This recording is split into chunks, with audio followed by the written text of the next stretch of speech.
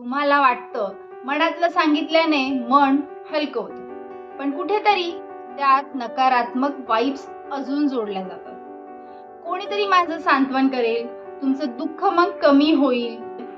पण लोक स्वतःच्याच समस्येमध्ये इतके गुंतलेले आहेत की काही जण तुमच्या दुःखाचा फायदा घेऊ शकतात. त्यातून त्यांना आनंदही भेटतो.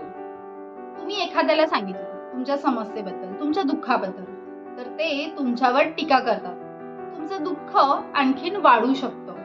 ती लोक तुमचं दुःख इतरांबरोबर शेअर करतात, तेही तुम्हाला न सांगता, न विचारता. म्हणजे तुमच्या वैयक्तिक गोष्टी सार्वजनिक करतात, तुमच्या न कळत करतात.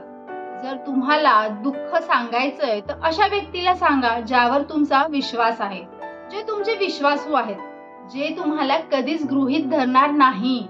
अशा लोकांकडे मन मोकळं करा.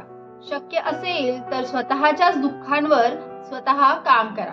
स्वतःमध्ये बदलाव करा. सकारात्मक विचार करा.